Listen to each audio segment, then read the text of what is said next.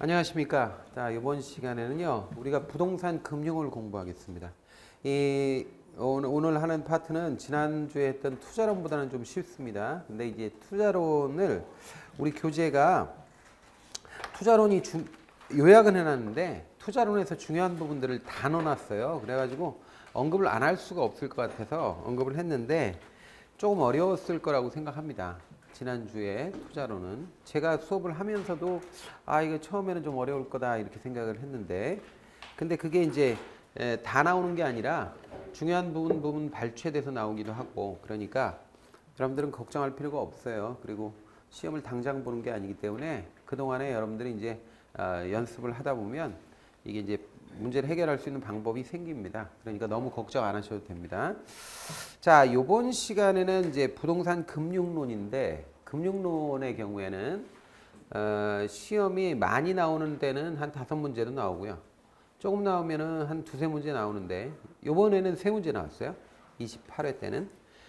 그래서 이제 다음번에는 몇 문제가 나올지 그걸 알 수는 없지만 이제 그 주로 물어보는 게 있단 말이죠. 그리고 좀 째째하게 묻는 문제가 이번에 나왔어요. 계산 문제가. 새로운 형태는 아닌데 하여튼 째째하게 좀 냈어요. 근데 그런 걸 감안해서 3문제 중에서 2문제를 여기다 넣어놨습니다. 한 문제는 좀 범위에서 좀 벗어나는 게 있어서 자 그래서 그거 문제를 보면서 2문제니까 뭐 큰 부담은 안 될 거예요. 이번 시간에 이제 부동산 금융 같이 공부하겠습니다. 자, 이 부동산 금융이라고 하면 부동산에 대한 금융이죠. 일반 금융하고는 좀 다른 겁니다. 그래서 부동산 금융의 종류가 2가지가 크게 대별돼서 있어요. 그래서 첫 번째가 토지금융이라는 겁니다.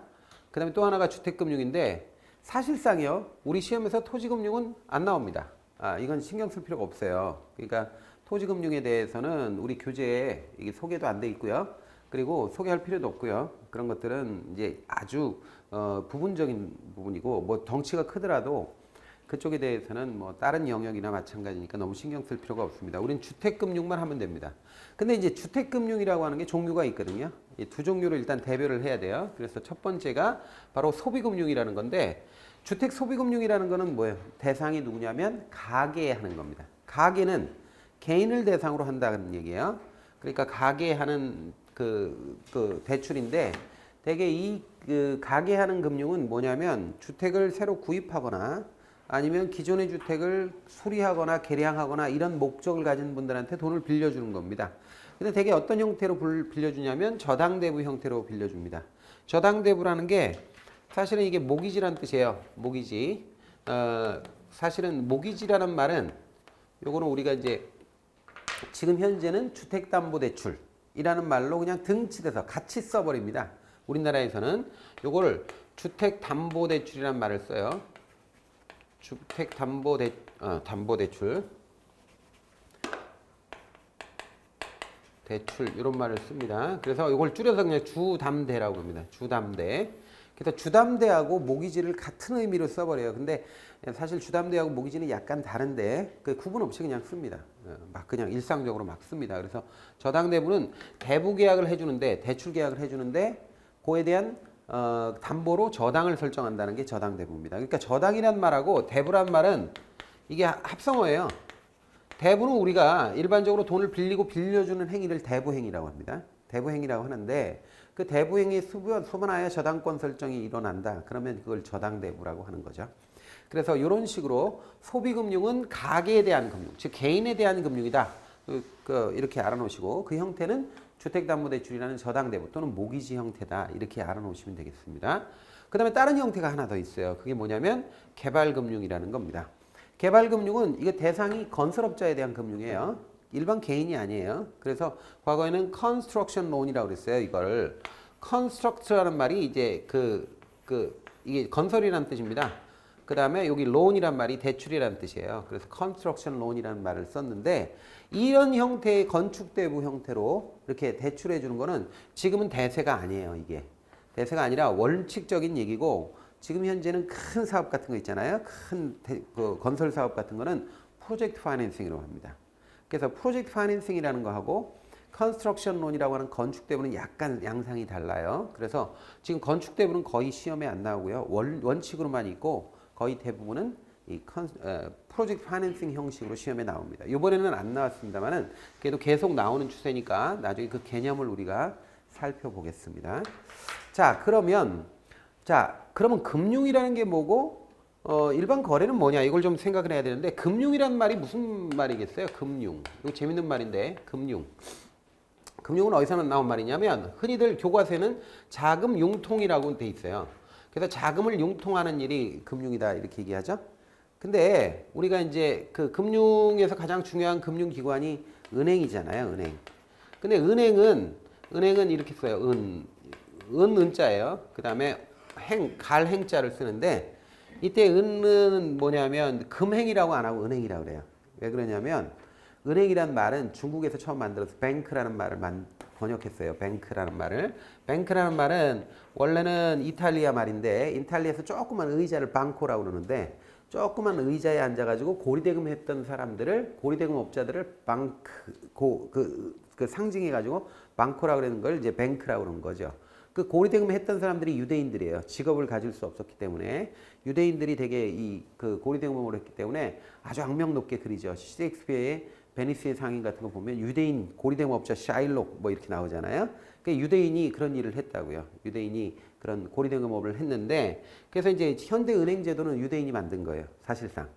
그래서 뭐 은행 뭐 금융 전 세계 금융을 유대인이 지배한다 뭐 이런 얘기를 하는데 지배한다 정도가 아니고 전 세계 금융 시스템을 유대인이 만들었어요. 그냥. 지배하는 게 아니에요. 그 사람들이 주인이에요. 그러니까 그렇게 알아놓으시면 돼요. 그냥 전체적으로. 그래서 이렇게 해가지고 이 뱅크를 이 중국에서는 은행이라고 번역을 했습니다. 은자가. 왜냐하면 그때는 중국이 그 화폐 제도가 은본위 제도였어요. 은을 화폐 기본으로 했기 때문에 은이 왔다 갔다 한다 그래서 은행이다 이렇게 얘기한 거죠. 근데 우리가 자금 융통이라고 할 때 이 금융이라고 하는 것은 일반 거래하고 어떻게 다르냐 하는 거죠. 그래서 이걸 좀 살펴봐야 되는데 일반적인 거래는 A하고 B가 둘이 거래한다 그러면 이렇게 돈이 화폐가 넘어가고 그에 대가로 물건이 넘어오는 식으로 거래를 하죠. 이걸 인수도 거래라고 해요. 좀 어려운 말로 인수도 거래라고 하는데 물건을 이렇게 받고 돈이 넘어가는 것이 실제로 화폐의 흐름과 반대 방향으로 물건이 넘어오기 때문에 이런 걸 실물 거래라고 그래. 실제 물건을 동반하는 거래니까. 그런데 금융은 그런 건 없단 말이에요. 실물이 동반되진 않아요. 금융이 참 묘한 건데 자 여기 A라는 사람이 차입자예요. B가 은행이라고 할 때 뭐가 거래되는지 한번 보죠. B는요 일단 돈을 이렇게 넘겨줍니다. 그러면 A가 무슨 물건을 주느냐?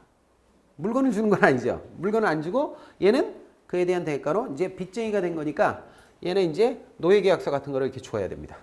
근데 우리가 여러분들 민법 배우셨죠? 민법 배우면 물권하고 채권에서 채권이라는 게 뭐예요?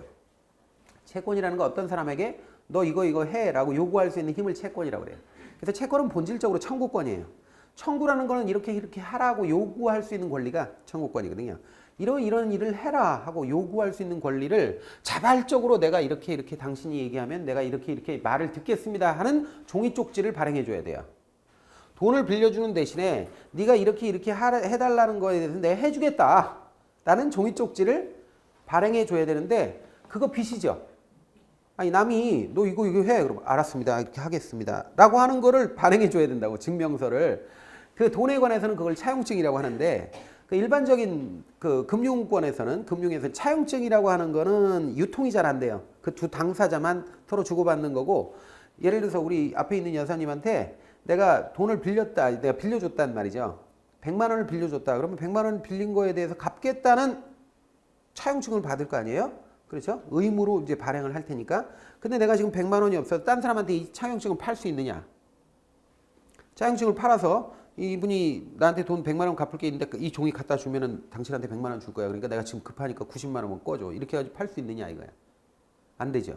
일반적인 차용증은 이렇게 유통이 안 돼요. 유통이 안 돼요. 유통이 안 되는데 그 유통성을 높여가지고 서로 거래할 수 있게.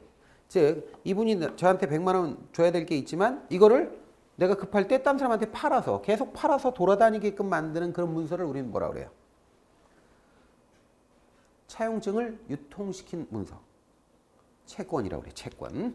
그래서 채권을 발행하는 거야.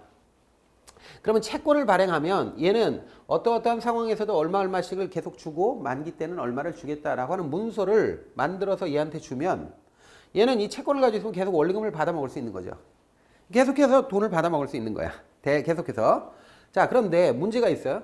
얘가 나쁜 사람이 아니에요, A가. 이 사람은 굉장히 성실한 사람인데 사람이 말이죠. 아무리 성실해도 돈을 못 갚을 수 있어. 어떤 거예요?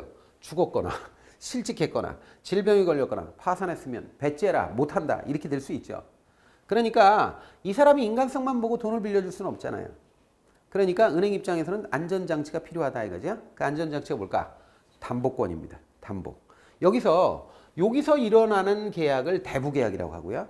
대부계약만 가지고는 사망, 실직, 질병, 파산 상황에서는 돈을 회수를 못하니까 여기다 저당권을 설정하는 거예요. 그래서 저당권 설정과 대부계약이 함께 일어나면 저당대부라고 하는 거예요. 그래서 여기 집에다가 저당권을 설정하는데 저당권 이름이 보통 일반적으로 저당이라는 거 또는 저당대부를 모기지라고 한다고 그랬죠. 그래서 저는 M이라고 약자로 쓰겠습니다. 저렇게 M. 그 모기지. 그러니까 저당권을 설정해 버리는 거예요. 그럼 얘가 어떤 상황이 돼도 이 물건 자체는 있으니까 그 물건을 팔아서 은행은 자신들의 그 빚을 이렇게 회수할 수가 있다 이거죠. 이 기본적인 구조예요. 그래서 이런 모기지 저당이 설정되고 대부계약이 함께 일어나는 것이 일반적인 이게 모기지론 또는 우리가 주담대라고 하는 겁니다. 여기까지 이해를 하셨는데 여기서 하나 더 이해를 해야 될 게 뭐냐면 이 은행은요 계속해서 대출을 해주잖아요. A한테도 대출해주고 B한테, C한테, D한테 해가지고 수많은 사람들한테 대출해주면 나중에 은행이 가지고 있는 돈을 뭐 복사기로 찍어내는 거 아니잖아요. 돈이 한정돼 있잖아요. 한정된 재원이 있잖아요. 그러면 그 한정된 재원에 대해서 더 이상 대출해주지 못하는 지점에 가게 됩니다. 그러면 이게 문제가 생기는 거죠. 은행은 돈 장사를 하는 데인데 은행의 돈이 이제 유동성이 고갈됐다 이렇게 얘기하는 거야. 유동성은 현금을 얘기하는 거야. 쉽게 말해서. 유동성이 고갈된 상태가 된단 말이죠. 그러면 이 사람들은 어떻게 해야 될까요? 계속해서 대출하고 그다음에 대출금 회수하고 이 장사를 계속 해야 되는데 돈이 더 이상 이게 고갈이 됐다. 유동성이. 자, 그래서 나온 게 바로 유동화입니다. 유동화라는 게 뭐예요? 이 저당권 가지고 있는 저당권 있죠. 돈을 받아 먹을 수 있는 권리. 예? 요거를 팔아버리는 거야. 딴 데다 팔아요. 그럼 돈이 들어오겠죠, 은행으로. 그럼 그거 가지고 계속 대출해 줄 수 있는 거죠. 근데 유동화라는 건 결국 저당권, 설정된 저당권을 서로 사고 파는 것을 유동화라고 그래요. 유동화가 되어야 그래야 은행은 지속적으로 돈 장사를 할 수 있다 이거예요. 유동화가 그전까지는 잘 안 됐기 때문에 맨날 정부에 손을 벌렸어, 은행이. 그래서 정부가 정책자금 같은 거 돈 은행에다 주고 그래서 관치금융이 됐죠. 그러니까 관청이 공무원들이 은행을 지배하는 그런 문제도 있었어요. 근데 그런 문제를 해결하는데도 유동화가 많이 일조를 했다 이 말이에요. 그래서 유동화라는 개념도 우리가 이해를 해야 됩니다. 곧 우리가 유동화 증권 공부할 테니까 전체적으로 이것이 일반적인 실물 거래와는 다르죠. 실물 거래는 물건이 왔다 갔다 하는 것이지만 금융이라고 하는 거는 요거는 이제 채권이 왔다 갔다 하는 거예요. 채권, 돈을 갚을 의무가 왔다 갔다 하면서 그러면서 현금이 넘어가고 이렇게 간다는 거죠. 사실은 물건은 아무것도 왔다 갔다 한 게 없죠. 그래서 이게 실물 거래와 금융 거래의 차이를 우리가 알아볼 필요가 있고 특히나 이 과정에서 저당권이 설정된다는 거 이런 것들이 기본적인 주택담보대출의 일반적인 흐름이다. 이런 거를 생각을 해 놓으셔야 돼요. 자, 그래서 여기까지 일단 한번 보고요. 우리 교재를 한번 보죠. 금융 기초 개념이 86페이지에 있습니다. 86페이지 한번 보죠. 금융 개념 보세요. 금융이란 자금의 융통을 의미하죠. 거기 나와 있죠. 86페이지입니다. 자금의 융통이에요. 다른 거 볼 필요가 없죠. 그 다음에 2번 부동산 금융은 크게 토지금융과 주택금융으로 나눌 수 있으며 주택금융이 부동산 금융의 주입니다. 토지금융은 볼 필요가 없고요. 자, 그 다음에 3번에 보면 주택금융이라는 어쩌고 나와서 맨 밑에 특수금융이라고 되어 있습니다. 이거 일반금융이 아닙니다. 주택에 하는 금융은 일반금융이 아니라 특수한 영역에서 조성돼야 되기 때문에 특수금융이라고 하는 건데 이거는 이제 제가 설명을 하겠습니다. 좀 이따. 자, 그 다음에 이제 소비자금융과 공급자금융이라는 게 있죠. 그러니까 소비자를 대상으로 하는 게 있고 공급자를 대상으로 하는 게 있다. 소비자금융, 소비금융이라고 그래요. 1번, 동그라미 1번. 주택 소비금융이란 소비자들이 주택 구입하거나 주택 거래량을 용이하게 하는데 그 목적이 있는 거고요. 2번 보면 주택 소비금융은 공급자금융에 비해서 대부 조건이 장기 저리에 박스 쳐놓으세요. 장기이면서 저리고요. 대출은 일시불로 합니다. 목돈으로 대출해주고 그다음에 상환은 조금씩 나눠서 갚죠. 장기적으로 분할해서 갚습니다. 매월 원리금을 갚거나 뭐 매월 이자만 갚거나 이런 식으로 하죠. 자, 공급자 금융은 원래 교과서적으로는 건축대부라고 그래요. 근데 건축대부는 시험에 거의 안 나옵니다. 이제 건축대부 형태로 대출을 별로 안 합니다. 자, 한번 보죠. 주택개발금융이란 주택의 생산 및 공급을 활성화시키기 위해 주택 건설업자에게 해주는 거예요. 거기까지만 하고 되고요. 그 다음에 2번 소비자금융에 비해서 우리가 보통 주택금융하면 되게 소비자금융이에요. 우리가 건설업자에 대한 금융 얘기하지 않아요. 거의. 근데 이제 소비자금융에 비해서 대부 조건이 단기고 고리죠. 그러니까 일반적인 우리가 보통 주택담보대출 받는다 그러면 10년, 20년짜리 많이 받거든요. 그러면 10년, 20년보다는 단기라는 거죠, 이게. 그리고 고리다. 이자율이 높다 이거죠. 대출은 건축 공정에 따라 단계적으로 제공되며 어쩌고 나오는데 이건 볼 필요 없어요. 왜냐하면 단계적으로 은행에서 감리한 다음에 그 다음 자금을 빌려주는 방식이 건축대부인데 요즘엔 그런 거 잘 안 해요. 그래서 나머지는 보시면 되겠고요. 자, 다음에 이제 지분금융과 부채금융이 있는데 이거는 우리가 이제 금융이라는 게 돈을 빌려주는 거예요. 쉽게 말해서 돈을 이렇게 투자하는 거란 말이에요. 투자하는데 만약에 내가 돈을 투자할 때 주인의 지위로서 투자하면 지분금융이라고 그래요. 그 회사나 그 어떤 물건에 대한 지분, 권리를 요구하는 거예요. 그래서 지분금융은 대표적인 게 뭐냐? 주식입니다. 주식에 투자하면 지분금융이에요. 그 지분 투자하는 거예요.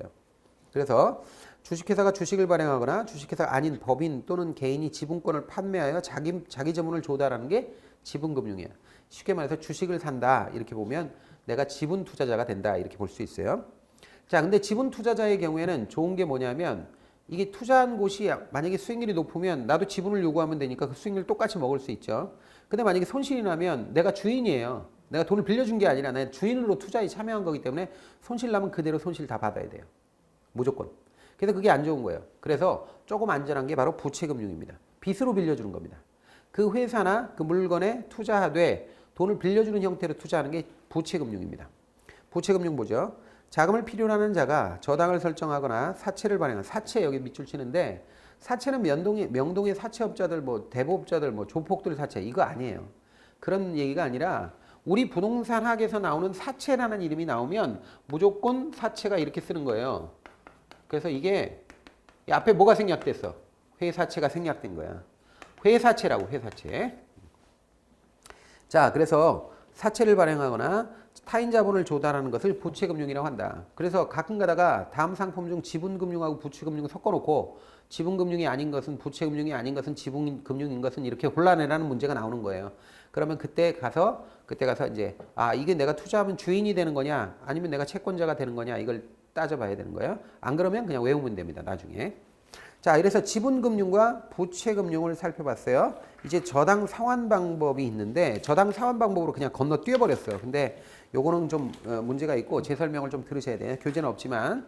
자, 그러면 그 부동산 금융의 특성을 우리가 한번 생각해 볼 필요가 있어요. 우리가 일반적으로 부동산 금융이라고 하면 주택 소비 금융을 얘기하는 거예요. 개발 금융이 아니에요. 일반적으로 부동산 금융 하면 그냥 주택 금융이고 주택 금융 중에 주택 소비 금융이다 이렇게 생각하면 돼요. 근데 일반적인 주택 우리가 금융, 소비자에 대한 금융은 되게 이게 특징이 장기고 저리고 위험이 높다는 게 특징이에요. 자, 이 돈을 빌려가지고 집을 사는 사람 입장 생각해 보세요. 돈을 빌려서 집을 사는 사람은 형편이 좋은 사람일까? 상대적으로 안 좋은 사람일까? 형편이 안 좋은 사람이죠. 형편이 안 좋은 사람한테 빨리 갚으라고 그러면 큰 돈을 빌려주고 너 2년 만에 3년 만에 갚어. 이렇게 하면 갚을 수 있어요? 없어요? 없으니까 장기로 빌려줘야 돼요. 그 다음에 형편이 안 좋은 사람한테 당신은 형편도 안 좋고 그러니까 신용도가 낮아. 그러니까 고리로 이자 많이 받아야겠어. 그러면 이 사람들이 대출 받을 수가 없죠. 그러기 때문에 저리로 해야 돼요. 그럼 생각해 보세요. 저리로 한다는 얘기는 은행의 수익성이 떨어진다는 거예요. 은행은 수익성이 적어진다는 얘기죠. 그 다음에 장기로 한다는 건 그만큼 위험이 늦게 돈을 회수하니까 위험이 커진다는 얘기죠. 그러니까 이건 아무것도 은행 입장에서는 딴 데는 고리로 단기로 빌려서 회전도 빠르고 빨리빨리 빌려주면서 이자도 많이 받을 수 있는데 얘네들은 이렇게 못한다는 말이죠. 그러니까 은행 입장에서 이게 위험이 큰 거죠. 이렇게 운용하면. 대통령이 서민들한테 대출해 주시오 이렇게 얘기해도 안 하는 거예요. 창구에서. 못해.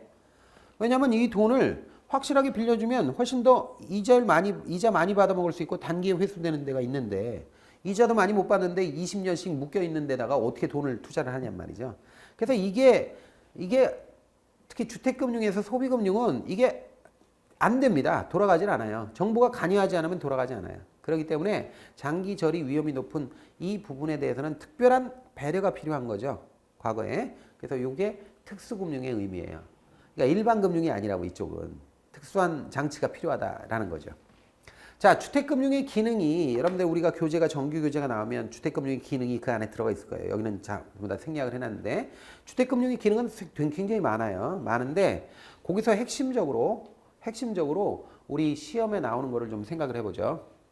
주택금융 또는 부동산금융의 기능이라고 하면 어떤 것이 있느냐 하는 건데 첫 번째가 뭐냐면 우리가 소요라는 말을 좀 알아야 돼요. 소요가 주택금융을 통해서 유효수요로 전환된다는 거예요. 그 의미를 생각해 봐야 되는데 이거 한번 생각해 보세요. 소요 어디서 들어봤어요? 소요를 영어로 need라고 그래요. need. 필요성, 소요. need라고 하는데 need라고 하는 거는 내가 갖고 싶다라는 욕망이 거기서 끝이에요. 갖고 싶다. 그래서 유효수요라는 거는 need, 즉 주택에 대한 갖고 싶다는 열망, 사르이사만 있는 상태가 소요거든요. 근데 돈은 없어. 이러면 실제로는 수요자가 될 수가 없어요. 주택에 대한 수요는 무조건 유효수요입니다. 유효수요라는 건 사르이사만 있는 게 아니에요. 사르이사만을 우리는 소요라고 해. 그 뭐도 있어야 돼요? 구매력 또는 지불 능력도 있어야 돼. 지불 능력. 돈이 있어야지 주택을 살 수 있는 유효수요자가 될 거 아니에요? 근데 일반 서민들은 사르이사가 없는 게 아니라 지불 능력이 없는 거죠. 지불 능력이 없으니까 결국 뭐가 그 다음에 역할을 하는 거예요. 이 지불 능력을 높여주기 위해서 금융이 필요하다는 거죠. 은행에서 대출을 받아가지고 그래서 이 소요가 뭘로 바뀌어? 유효수요로 바뀐다는 거죠. 그러면 지불 능력이 높아지니까 은행에서 대출을 받으면 지불 능력이 생기니까 사르이사와 지불 능력을 더하면 유효수요가 된다. 그래서 주택금융은 소요를 유효수요로 만드는 역할을 한다는 거예요. 소요는 아직까지는 사르이사만 있는 상태니까 여기서 대출을 받아서 지불 능력이 높아지면 이제 집을 살 수 있게 되는 거죠. 그래서 우리 지문에 이런 거 나올 거란 말이에요. 주택 소요를 주택의 유효 수요로 전환하는 기능이 있다라고 시험 지문에 나오면 아 이게 맞구나 이렇게 알아놓으세요. 주택금융의 기능은 다양해요. 이거 말고도. 근데 지문에 주로 뜨는 게 이런 겁니다. 그래서 그런 거 한번 생각을 해보시고요. 자, 그 다음에 이제 부동산금융 또는 주택금융을 활성화시키기 위한 원칙이 있어요. 이것도 그 전에 시험에 나왔어요. 시험에 나왔는데 이것도 여러분들이 이해할 필요가 있어요. 교재는 없지만 이걸 이해를 잘 하셔야 돼요. 자, 일단 첫 번째로 부동산금융, 특히 주택금융은요. 장기이면서 저리여야 합니다. 그러니까 단기이면서 고리면 사실상 수혜자들한테 이게 그 도움이 되질 못해. 실제로 무주택 서민들이 이거 돈을 빌려가지고 이렇게 집을 살 수가 없어요. 고리면 이자 겁나고, 그리고 단기면 어디서 돈을 벌어서 급하게 그렇게 목돈을 갚느냐 이거죠. 그래서 장기이면서 저리여야 돼. 근데 문제는 이 장기 저리가 문제란 말이에요. 은행 입장에서는 오랫동안 돈이 묶이니까 위험이 커져. 이 사람이 실직, 사망, 파산하면 어떻게 돈 회수 못하지. 근데 저리라고 하는 거는 수익성도 떨어진다는 얘기죠. 돈이 안 돼, 사실. 가난한 사람들한테 돈을 빌려주면 돈이 안 돼. 그래서 유능한 은행가는 뭐예요? 돈이 없는 사람한테 돈을 빌려주는 사람이 유능한 사람이에요. 유능한 뱅커는 돈이 필요 없는 사람한테 돈을 빌려주는 사람이라고. 진짜 돈이 필요한 사람은 빌려주면 안 돼. 왜? 그 사람들은 위험하거든. 그래서 이게 이렇게 되니까 은행 입장에서는 이게 다른 데하고 자금 경쟁이 안 되는 거예요. 딴 데 빌려주면 충분히 더 높은 수익을 얻는데 돈 벌 수 있는데 여기다 빌려주면 돈 못 번단 말이죠. 그러니까 요걸 해결해야 된다는 거예요. 장기 저리를 원칙을 지켜야 되는데 이 장기 저리 원칙을 지키려면 어떻게 해야 되느냐 하는 것들이 이제 문제가 되는 거죠. 그래서 여기 주택금융에 들어가는 재원은 특수한 곳에서 되게 확보를 해요. 그러니까 이쪽에서 뭐 수익률이 높은 데서 돈 끌어다 가지고 여기 수익률 낮은 데다 운용할 수는 없는 거 아니야. 여기서 막 5%씩 운용하는 데서 돈을 끌어다 대다가 주택담보대출 3% 대출해 주는 데다 대출해 주면 망하는 거지. 그러니까 실제로 그 재원은 자금 경쟁이 안 되는 안정적인 자금을 끌어다 써야 되는데 대표적인 데가 생명보험사 뭐 이런 데예요. 보험회사 뭐 이런 데서 이제 돈을 끌어다 댄단 말이죠. 왜냐하면 생명보험회사 같은데 보험회사 돈은 장기적으로 운용해야 돼요. 이건 주택금융보다 더 길어.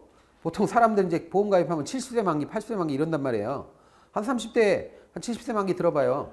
그럼 한 40년 동안 계속해서 돈이 들어오는데 그 돈은 이 양반이 돌아가시거나 아니면 뭐 질병에 걸리거나 그랬을 때 한번 나가는 거란 말이에요. 그러니까 상당 부분은 안정적으로 유지를 해야 돼. 근데 그거 주식 투자하고 그러면 돼야 안 돼요. 옵션 같은 데 투자하고. 한 방에 날아가면 이 사람들 암 걸렸다. 아니면 뭐 사망했다. 보험금으로 줄 게 없어. 그래서 보험회사는 굉장히 보수적으로 돈을 운용해야 돼요. 여기서 대박 났다 그래서 거기다 투자해버리면 큰일 나죠. 그렇기 때문에 그런 보험회사 자금 같은 것들이 주택금융으로 들어와요. 주택금융은 장점이 있다면 안정적이라는 거예요. 그 사람이 파산해도 담보 설정해 놓으면 주택은 없어지는 건 아니니까, 땅이나. 그래서 이런 자금이 들어오고, 또 연기금 같은 데서 들어오는데, 연기금에서 다 주는 건 아니에요. 근데 일부가 들어오는데, 이 연금은 어떤 거예요? 국민연금, 뭐 사학연금, 공무원연금 이런 연금하고, 기금은 건강보험기금 같은 거예요. 그래서 각종의 기금 같은 것들에서 이런 데서 이제 돈이 들어오고, 그 다음에 차관을 통해서 들어오기도 합니다. 요즘에는 좀 뜸한데, 차관은 우리나라의 경우에 과거에 뭐 ABD 뭐 이런 데 있어요. IBRD 뭐 이런 데, 아시아개발은행, 뭐 국제개발은행 뭐 이런 거 있단 말이에요. 그런 데서 저리의 차관 1%, 2%짜리 빌려다가 우리나라 은행이 불화했어요. 우리나라가 고금리일 때. 그러니까 옛날에 70년대는 정권이 이렇게 외국에서 1%, 2%짜리 차관을 들여다가 그러다가 돈을 이제 한 1억 달러 가져왔다 그러면 1억 달러를 은행별로 배분을 해요. 배분하면서 정치자금 받은 거 그거 뽀록 나가지고 난리 났었죠. 하여튼 이런 식으로 하니까 은행이 정부에 이렇게 밑에 들어갈 수밖에 없잖아요. 그러니까 은행 직원이 무슨 공무원 같아.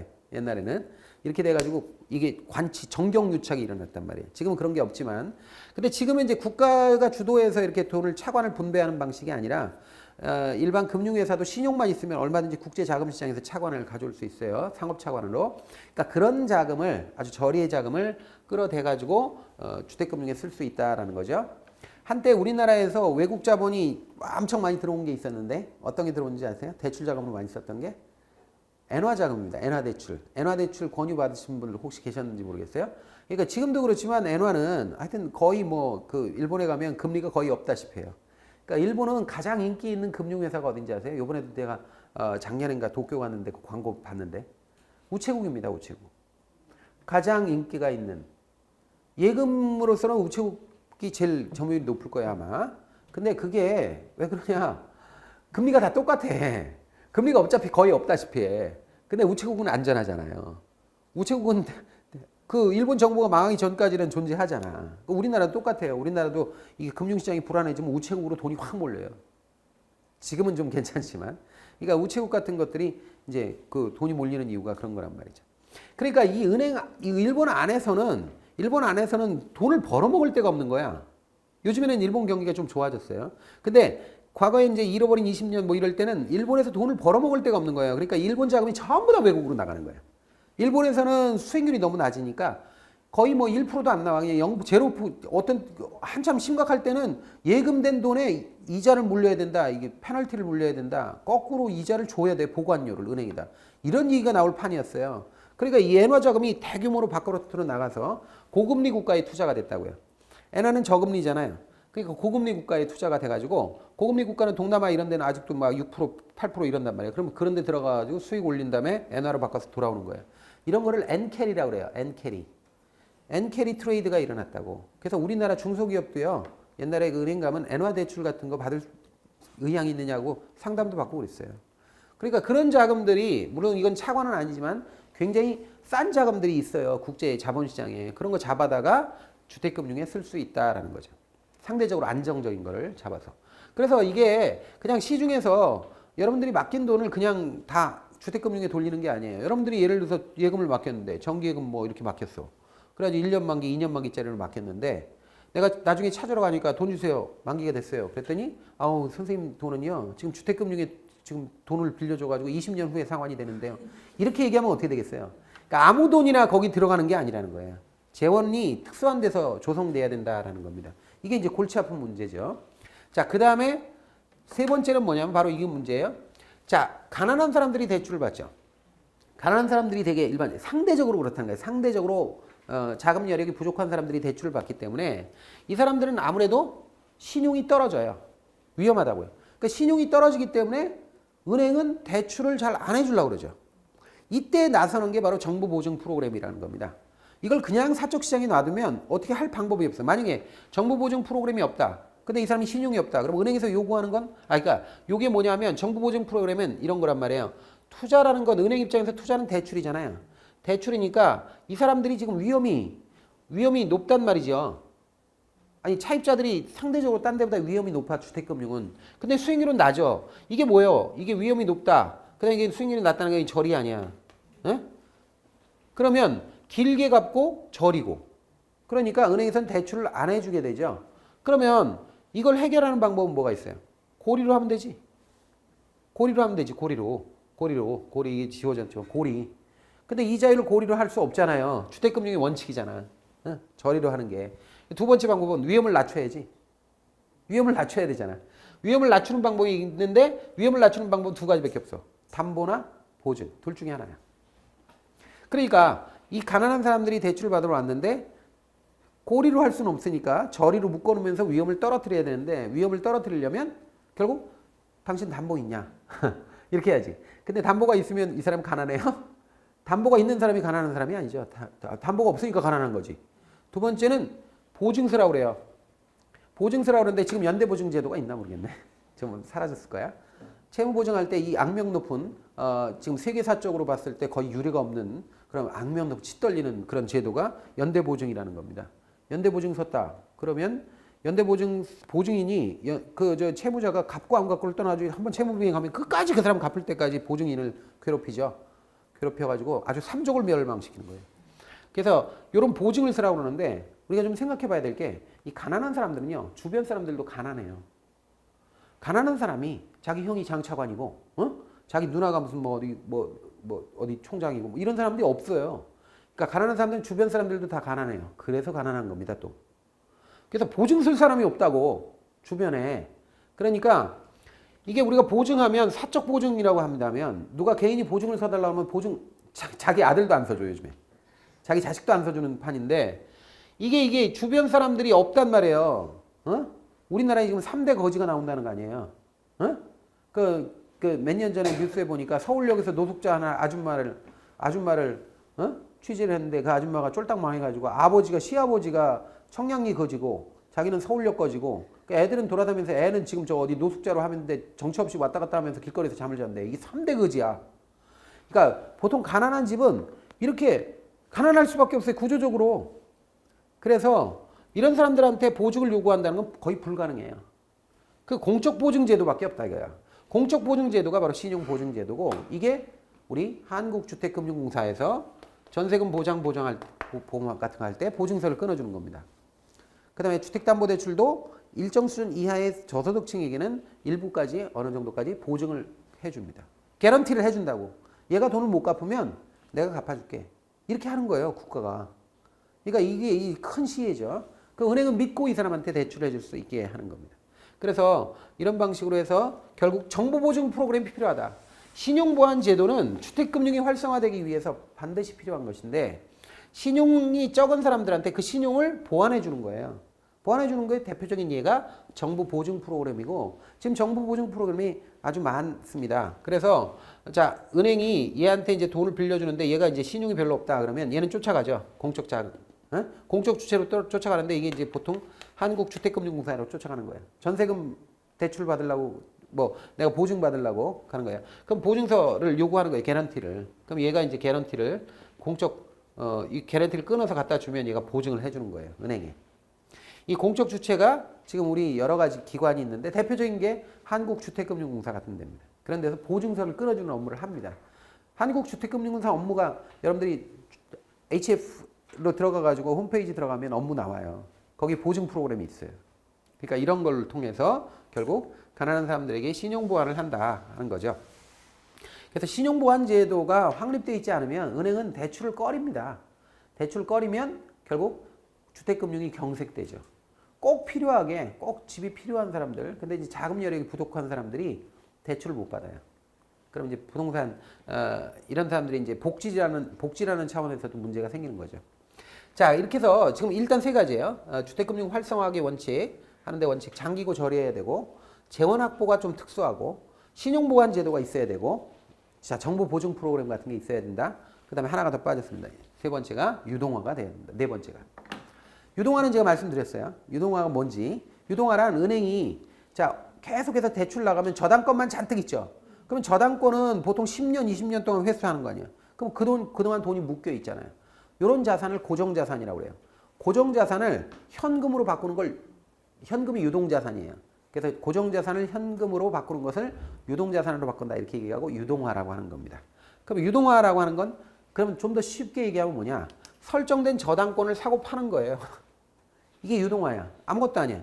유동화는 그냥 저당을 사고 파는 겁니다. 사고 파는 게 유동화다 이런 거죠. 예를 들어서 만약에 어떤 사람한테 모기지를 설정한다면 모기지를 가져오잖아요. 저당권 설정하면 얘가 모기지를 갖게 되는 거죠. 그러니까 돈을 못 갚으면 이거 이제 채권을 실행하는 거예요. 경매에다 집어넣은 다음에 그냥 강제로 판 다음에 그냥 돈 회수하는 거거든요. 이런 권리가 다 있는 게 모기지란 말이에요. 이 M을 이게 KB라는 은행이 이 사람한테 어떤 사람한테 대출을 해줬는데 1억씩만 대출했다고 치자고요. 1억씩만 대출해준다고 쳐도 만약에 이 KB가 1조를 가지고 대출해준다 그러면 10,000명한테 대출해줄 수 있어요. 그런데 요즘 집값이 올라가지고 1억 가지고 안 돼요. 보통 한 2, 3억은 받잖아요. 서울 시내 한다 대출 뭐 집 산다 그러면 2, 3억도 더 넘게 받기도 하죠. 그러면 이렇게 돈을 많이 빌려주는데 만약에 1조를 가지고 있다 하더라도 10,000명한테만 빌려주면 이게 고갈이에요. 더 이상 돈이 없어. 그래서 대출을 못 해주게 돼요. 그러면 이 KB는 어떻게 하면 되느냐 이건 하면 이 모기지를 누구에게 파는 거야. 누군가에게 파는 거야. 그러면 여기서 10,000명한테 들어오는 원리금을 받아서 얘한테 이체만 해주고 이체해주고 돈은 KB로 계속 갚아요. 차입자는. 근데 그 돈을 이렇게 이체해주면서 네가 소유권은 네가 가져라. 그래서 넘길 수 있다고요. 그러면 이걸 뭐라 그런다? 유동화라고 한다는 거죠. 이렇게 모기지를 팔아버리는 거야. 딴 데다 팔아버리면 돈이 들어오잖아요. 그러면 모기지 발행대금 가지고 어떻게 돼요? 이렇게 또 대출해 줄 수 있는 거죠. 그러면 주택금융이 활성화되기 위해서는 이게 필요하다 이거죠. 주택금융의 활성화의 원칙 중에 하나가 바로 유동화입니다. 자, 이렇게 해서 지금 조금 전에 우리가 봤던 내용들 4가지를 봤어요. 자, 장기 저리해야 되고 재원확보가 특수해야 되고 신용보완제도가 있어야 되고 그 다음에 유동화가 돼야 된다라는 거예요. 그러니까 유동화까지 해서 4개가 되면 주택금융이 활성화되겠죠. 그 원칙으로 4개를 제시한 겁니다. 이해가 되십니까? 자, 그러면 여기까지는 쉬웠죠? 괜찮아? 네. 자, 우리가 돈을 빌렸다. 실제적으로 시험에 잘 나오는 게 이런 거예요. 우리가 은행으로부터 돈을 빌렸다 이거야. 그러면 이걸 저당대부라고 한단 말이죠. 저당권 설정하고 빌렸을 거라고 보나마나. 그러면 저당대부를 줄여서 그냥 저당이라고 하면 이걸 돈을 갚아야 될 거 아니에요? 갚는 방식을 우리는 이제 공부를 해야 돼요. 이 시험에 제일 많이 나오는 거죠. 가장 많이 나오는 것 중에 하나예요. 돈을 빌렸는데 어떻게 갚느냐 하는 건데 자, 2가지가 있어. 2가지가 우리가 알아야 될 게 첫 번째는 돈을 갚아서 갚을 때, 돈을 빌려서 갚을 때 금리를 어떻게 책정하느냐 하는 거예요. 금리를 어떻게 해서 책정을 해가지고 이제 갚아 나가느냐 하는 건데 금리는 은행에서 대출할 때 금리는 딱 2 종류밖에 없어요. 하나가 뭐예요? 고정금리고 하나가 변동금리야. 이거 이외에 다른 거는 거의 없어요. 변태적인 거 있죠. 일정 기간 동안에 고정으로 가다가 나중에 변동으로 간다든지 일정 기간 동안 한 3년까지는 변동이자로 하다가 3년 넘어서 5년 넘어서 고정금리로 전환된다든지 이런 거 있어요. 근데 그것도 역시 이거를 섞은 거에 불과해. 그러니까 기본은 고정금리하고 변동금리 2가지밖에 없다. 이렇게 보시면 돼요. 근데 고정금리하고 변동금리에서 일단 생각해 봐야 될 게 고정금리라고 하는 건 대출 초기에 이자율을 은행에서 정하잖아요. 그걸 만기까지 끝까지 간다는 거야. 만약에 예를 들어서 은행의 이자율이 5% 이렇게 정했잖아요. 그럼 이걸 대출 초기부터 만기까지 끝까지 간다는 거죠. 끝까지 가는데 선생님 그러면 중간에 막 금리가 오르거나 떨어지면 어떻게 되죠? 금리가 오르고 떨어지는 건 아무 상관없습니다. 그건 없고 그냥 무조건 5%로 약속을 했다. 20년 상환이다. 20년 동안 5%로 가는 거야. 그럼 여러분들이 입장에서 생각해 보세요. 여러분들이 5%로 대출 받았어. 즉 차입자야. 차입을 해서 5%로 차입을 해서 5%로 갚아야 돼. 근데 시중금리가 올라가든 떨어지든 아무 상관없어요. 난 끝까지 5%로 가는 거야. 그런데 만약에 여러분들이 5억을 빌렸다 그러면 5%면 5, 25, 1년에 250만 원 갚는 겁니다. 네? 근데 이렇게 갚아 나가는 건데 5억 맞죠? 5억에 대해서 5%면 얼마지? 250 맞죠? 5, 25니까. 또 잘못 얘기했다가 또 그래. 자, 그러면 이렇게 갚아 나가는데 만약에 시중금리가 높아져서 10% 됐다. 그러면 10% 되면 여러분들은 좋아요, 안 좋아요? 좋지. 시중은행은 다 10%에 빌려서 그거 차입하고 그러는데 나는 5%만 갚으면 되잖아. 그죠? 좋죠. 근데 시중금리가 이렇게 2%로 떨어졌다고 쳐봐요. 여러분들은 좋아요, 안 좋아요? 안 좋죠. 그럼 은행은 좋아요, 안 좋아요? 은행은 좋겠지. 은행은 2%로 떨어져서 딴 데는 2% 대출해 줘야 되는데 여기는 5% 꼬박꼬박 돈이 들어오니까. 그러니까 이게 이 고정금리에서 제가 하고 싶은 말은 뭐냐면 고정금리는 필연적으로 시장금리하고 처음에는 비슷하더라도 나중에 이게 다를 수밖에 없단 말이죠. 이때 고정금리로 책정된 저당금리하고 시장금리하고 차이가 있으면 이때 차입자가 좋을 수도 있고 안 좋을 수도 있고 은행이 좋을 수도 있고 안 좋을 수도 있다는 거예요. 요걸 시험에 냈다는 거죠. 자, 그러면 첫 번째로 우리가 이거 한번 생각해 봐요. 요런 상황 한번 생각해 봐요. 저당 이자율은 고정 이자율이야. 이게 지금 고정이라고요. 그런데 시장 이자율은 변하지. 이거 은행이 아니라 누가 해도 때려 죽여도 이거 못 막아요. 변하는 거는. 지금 이 순간도 변한단 말이에요. 금리가. 그러면 이렇게 변했는데 시장 금리가 더 높아졌어. 저당 금리보다. 시중 금리가 더 높아졌어. 누가 좋아? 일단. 은행하고 차입자 둘 중에 하나. 차입자가 좋죠. 은행은 딴 데 운용하면 10%씩 수익 나오는데 5%로 계속 수익 먹어야 되니까. 그래서 이렇게 된다 이 말이에요. 자, 이렇게 되면 은행은 시장금리가 높으니까 은행은 대출자인데 대출자하고 차입자, 대출자는 손해를 봐요. 얘는 손해야. 손해가 나는데 차입자는 이익이라고. 이건 차입자 이익이라고. 그러면 요때 물가가 올라가서 금리가 막 올라갔는데 고정금리로 은행이 대출해줘서 고정금리로 이자를 받으면 오히려 손해가 날 수 있어요. 많이 금리가 올라가면. 만약에 어떤 사람한테 5%로 빌려줬는데 시중금리가 물가가 올라가면서 계속 올라가지고 막 시중금리가 예를 들어서 10% 이상씩 올라갔다고 칩시다. 그럼 은행 입장에서는 이게 지금 완전히 장사를 잘못하고 있는 거죠. 그래서 이게 은행이 시중금리가 물가를 따라잡으려고 막 올라가는 상황에서 고정금리로 대출해줬기 때문에 그래서 계속해서 역마진이 나면서 계속 미치면서 그 은행이 부실해지는 그런 위험을 인플레이션 위험이라고 그래요. 인플레이션 위험. 여기서 기억을 하셔야 돼요. 인플레이션 위험. 이 인플레 위험이 닥치면 은행은 큰 손해를 입게 되죠. 그럼 은행이 취할 수 있는 방법은 뭐예요? 애초부터 저 인플레이션 위험 막기 위해서는 어떻게 하면 돼? 그렇지. 변동금리로 저당해 주는 거예요.